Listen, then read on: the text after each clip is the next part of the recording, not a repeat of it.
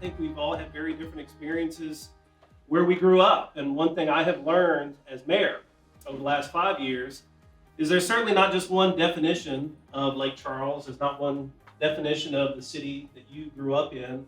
There's not one all-encompassing experience. We all have different experiences. We all grew up different ways. We all understand things differently. One of the greatest honors of being mayor is it has forced me over the last 5 years to really see a lot of those different experiences and see a lot of those different stories. And it's been an amazing experience for me. It's really opened my eyes to that realization, to reiterate that there is not just one experience. There's not just one chapter that summarizes a community. It's a quilt. I mean, we were all making up a part of this community. As I look back, I think about kind of the way I viewed this community, or even the way I viewed this country 5 years ago versus today, and seeing the diversity and seeing a lot of the need for more inclusion, and feeling like, hey, we've made some strides, but we've still got some strides to make.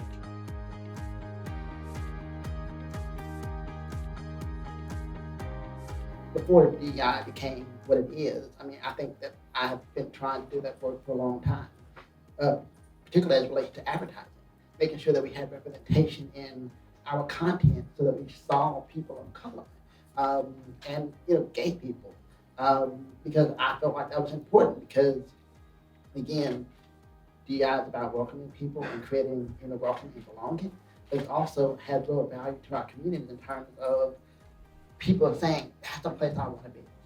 That's the place where I feel like I can be safe and be included and welcomed. Those things matter. I think that it really just comes down to assessing the community and looking at it from the mindset of the visitor. And when they come in, what do we want them to see?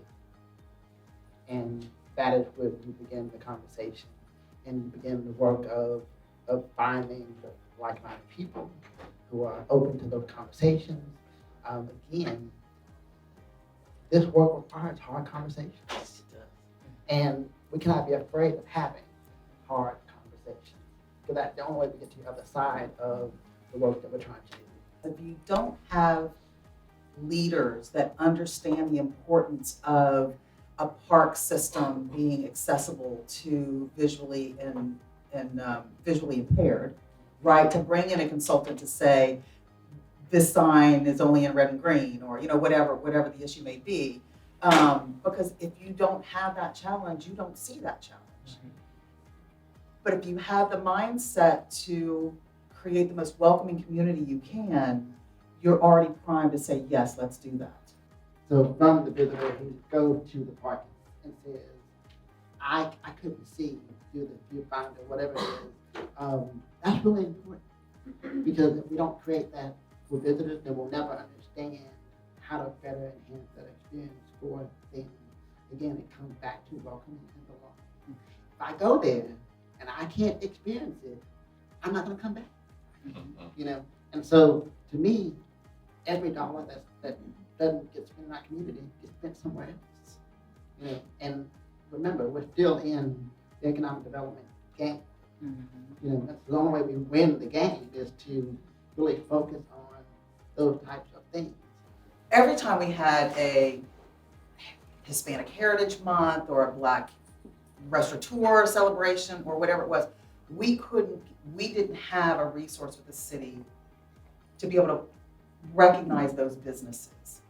And the city felt like, well, y'all just go out and find out. I said, I need them to self-identify, because I don't know if they're Black and gay, and I'm not going to identify them. That's not my role. So they finally have put together a survey to send out to the businesses, letting them know that it will be part of a promotional opportunity with Explore Brookhaven, and they are self-identifying how they want us to promote them. It's a huge accomplishment for us. It really is. When we would have events and go to and have like caterers and things like that, and I said, what about the minorities? We can get them to cater such and such event, and let's be intentional about bringing in minority bloggers and influencers and things like that. Other stuff we're, like you said, it's step by step. But it's a lot of things that we can control. We just have to be intentional about it and make a plan and move forward with it. Life's about playing the long game. When you're short-sighted, you will not get anywhere. And so these things that we're talking about are long game planning strategy. And so when we focus on those things, that's what's important. Condemning statements like an older gentleman calling a grown woman girl, kind of stuff. And that's very common in the South. And so to continue to be respectful but alert them that you're uncomfortable with that is complicated. It's a hard question. It's a hard thing to do. But it made me much more conscious that that's not something that they necessarily really think. It's just what's been fed to them over the years. You know, Ben, I think that we're all learning as we go, and we may not be able to retrain the generation above us, but if we can parlay some of that to the generations following us, we'll have a better effect. Whatever you accomplish, find ways to communicate that narrative to your partners and stakeholders, because I think that's really important. I think the biggest misstep is we do these things, but we don't talk about what we're doing. And I think we have to continue to bring awareness to them. Not only I think that you build more advocates and more success and more buy-in from people when they see something that's actually actionable and happening within your community. You start with your organization first. And anybody who is not a part of being a welcoming person, a person who creates belonging within the organization, should not work there. Like, period, point blank. Like, we cannot say to people, we value you, and then we have people that devalue you at the same time. That does not work. And being in tourism, we want other people, like all our visitors and all our coworkers, to feel seen and heard. And we can do that, and that's why we're here, right? And so the people that aren't here, we need to talk to them. And next year, Travel Unity will have double the amount of people that need to be here. We really believe in something called collective ambition, because that just really means that I believe that no matter what your differences are, we're just better together. We taught in the school at a very young age that the sum is equal, is greater than its parts, right? And so I don't care what the circumstances are, if we work together and talk about it. And that's something that's really cool about the Old South. And Benish and I kind of represent some of those cities that are in that Old South definition. I think that we have very uncomfortable conversations, more so than maybe those parts of the country that didn't have such a horrific civil rights past. Because we were forced to have those conversations. We were talking about EDI before it was a thing, because we had to.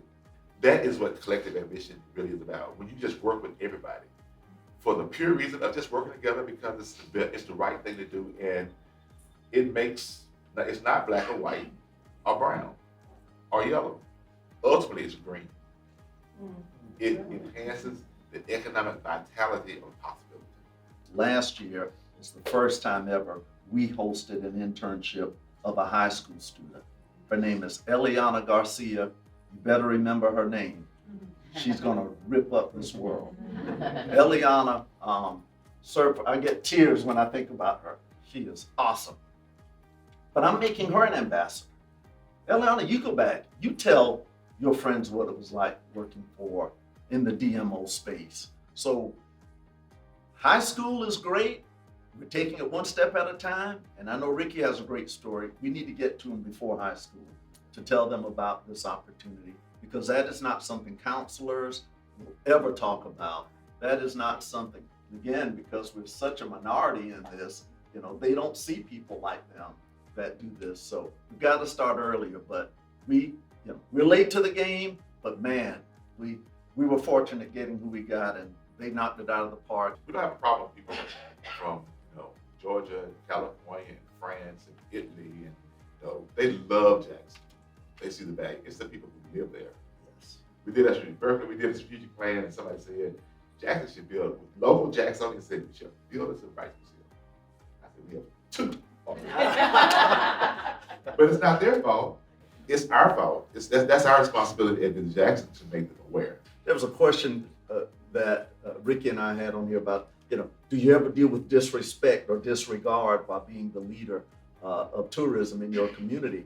And, I thought about that, but I thought about it from being African-American, Black, and disregard from the community. But I will tell you, when you move around to different communities, you have to prove yourself to everybody. And sometimes it is the Black community that's the toughest to prove yourself to. The last thing I would say is, I sleep well at night if I can make people smile during the daytime. I just think it's important. You ought to leave this place better than you found it. Yes. And for me, specifically, that is try to uplift and make people smile. Diversity, again, some people mentioned this, comes in a lot of different categories.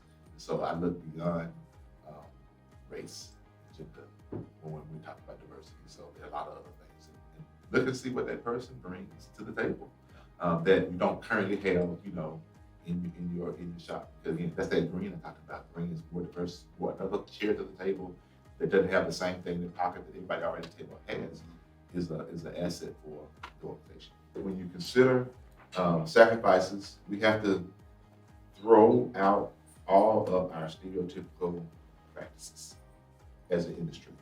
One of the things I wrote in that letter that sometimes hospitality can be very, very unhospitable. And so when you think about that, we just sometimes our practices got us to where we are now. We don't need that anymore. We in Mississippi, 3 years ago, changed our state flag. We were the only state in the union that still had the Confederate battle flag, a part of our state flag. And there was a lot of discussion about what do we do with the old flag. And we didn't take it down and burn it. We didn't take it down and, bury it. We took it down very respectfully. It now lives in our history museum because it is a part of who we are. We don't need it anymore. And we raised a new flag that represents what we need now. And I think that the industry could maybe learn a lot from that to identify things that we need now.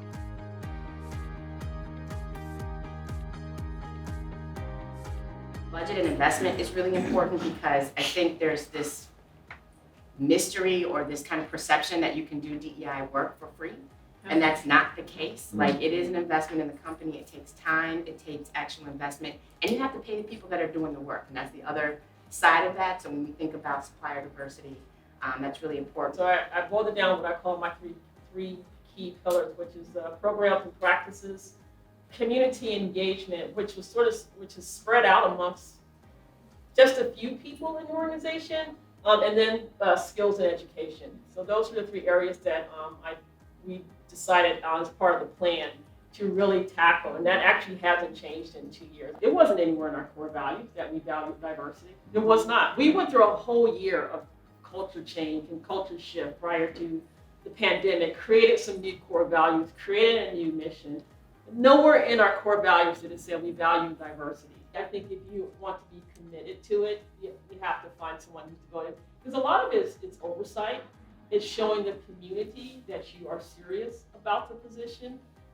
It's being able to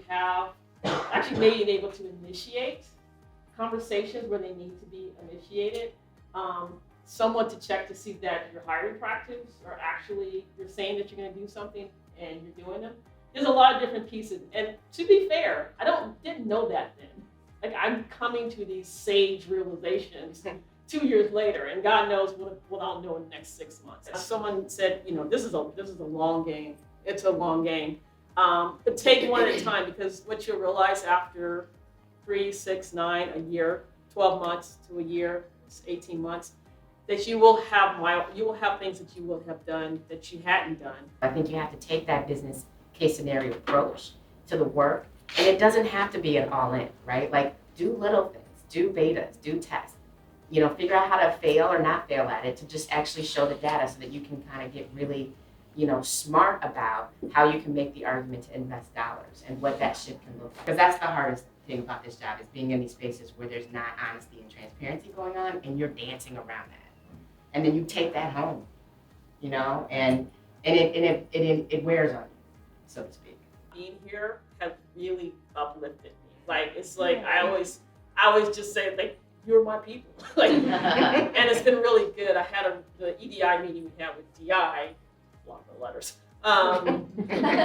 was good. Like, just hearing the conversation, and I literally from the time I got here, just knowing that we're all that boat, and we're all paddling. Some aren't paddling, some are paddling more, but we're all trying to go in the same direction. So that actually has helped. Come in and he sit down and he said, "I've got some bad news for you." He says, "You have too many rainbow flags on your site. You don't need to be putting it on every page. You're overdoing it. Just what you want to do is let other people see themselves in your ads so that they know that they belong. Whether it's the two ladies with the kids, the two guys with the kids, if it's a black-white couple with their kids, if it's an Asian couple, let them see themselves in your ads." It's not about just putting an ad out for pride and calling it a day and you check the box and you're done. Like, this is you want to keep working with these communities and keep talking and keep the conversation going. And I think that you could do the same exercise with your own communities. What do you offer? What are they looking for? And then message around that.